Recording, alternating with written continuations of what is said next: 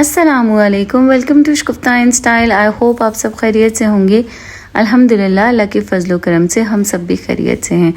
तो जैसे कि ईद उल अज़हा, बकरा ईद करीब ही है, तो मैंने डीप क्लीनिंग्स करनी थी और मैंने हर एक एरिया की बहुत ही अच्छी तरह से क्लीनिंग की।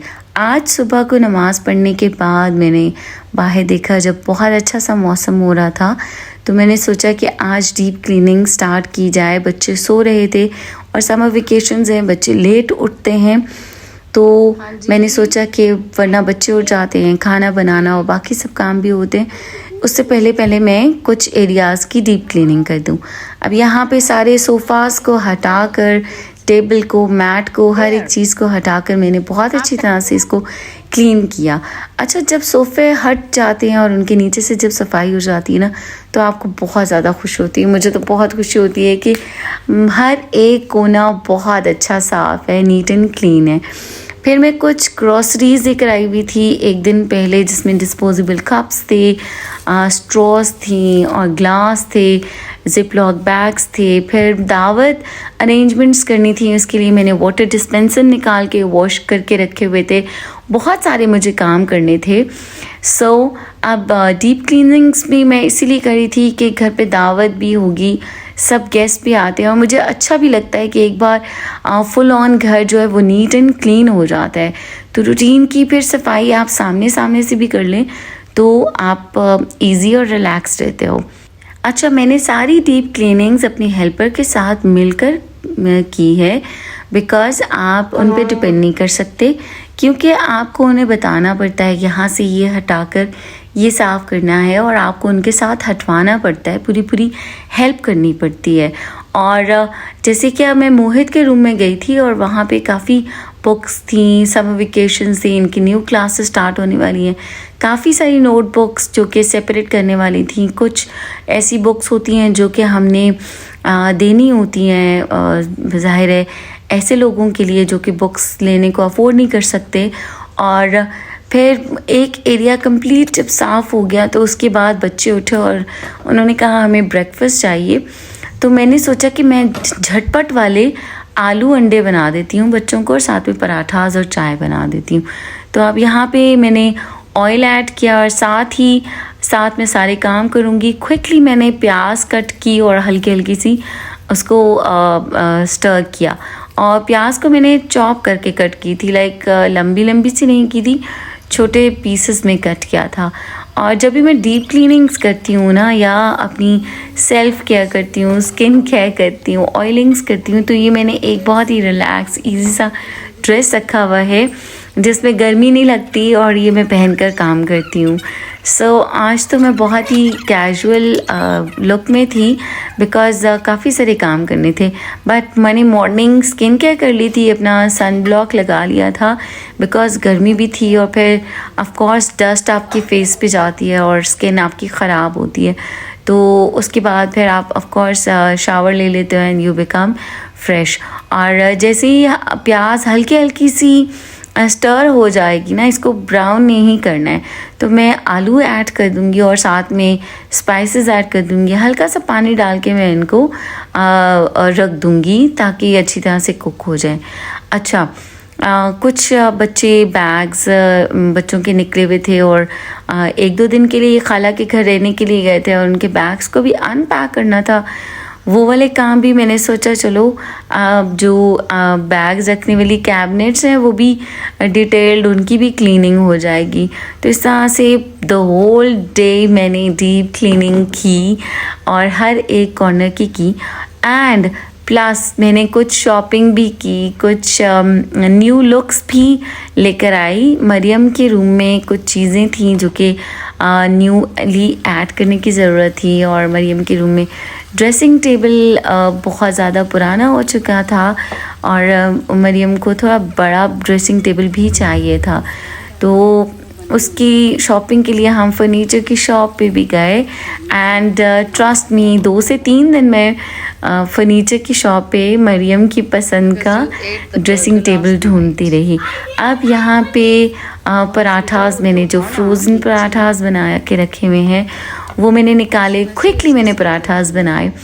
और आलू जब गल गए जैसे ही और उनमें पानी कम हो गया तो फिर मैंने उनके अंदर 3 से 4 अंडे डाल दिए और उनको मैंने बहुत अच्छी तरह से भून लिया। और मैंने पराठा उसके ऊपर लगाया देसी घी। देसी घी बहुत अच्छा होता है, हेल्थ के लिए बहुत अच्छा होता है, टेस्टी होता है और बहुत ज़्यादा ऑयली भी नहीं होता एंड हेल्थी फैट है, सो यू कैन ईज़िली ईट। अब यहाँ पे मैंने अपने हस्बैंड के सारे शलवार कमीज़ और हैंगर्स और शर्ट्स भी निकाल के सेपरेटली रखी, बिकॉज़ आगे जब हॉलीडेज़ होती हैं तो उनको भी एवरीडे शलवार कमीज़ चाहिए होता है। वो भी मैंने प्रेसिंग के लिए भेजने थे, वो भेजे। फिर यहाँ पे नूरुल हसन अपनी बाइक वॉश कर रहे थे एंड मोहित भैया के साथ हेल्प कर रहे थे और बहुत एंजॉय करते हैं। ऑफ कोर्स गर्मी होती है तो बच्चे फिर एंजॉय करते हैं ऐसे काम, पानी में खेलने कूदने को। और ये सब काम करने के साथ हमारी 2 दिन पहले ही घर में बकरे भी आ गए थे और बकरे काफ़ी रात को लेट आए थे, 3 बजे के करीब। सो मैं उनकी वीडियो कैप्चर नहीं कर सकी थी।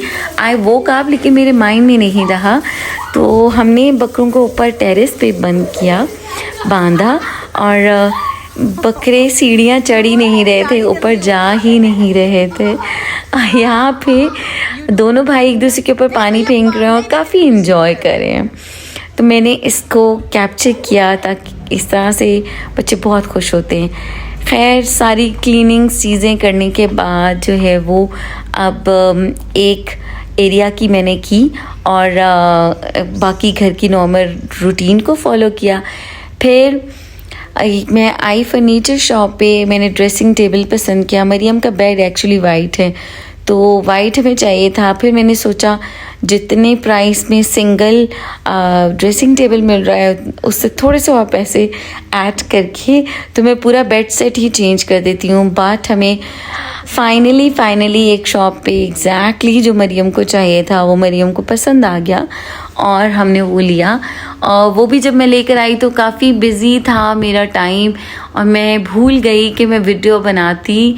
घर जब हम फर्नीचर आ रहा था सिर्फ शॉप में मैंने आपको दिखाया और फिर मरियम ने अपने रूम की सारी क्लीनिंग भी मेरे साथ मिलकर की और कुछ मरियम के रूम की सेटिंग चेंज करनी थी, मैंने उसको कैप्चर किया।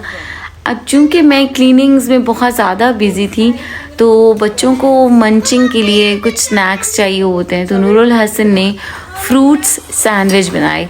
अच्छा, ये फ्रूट सैंडविचेस बहुत ही सिंपल होते हैं, इजी होते हैं, बहुत डिलिशियस होते हैं। इसमें विपिंग क्रीम को विप करना होता है और इसके अंदर ऐड करने होते हैं सम ऑफ द फ्रूट्स और फिर उसको ब्रेड के अंदर लगा के खा लेते हैं।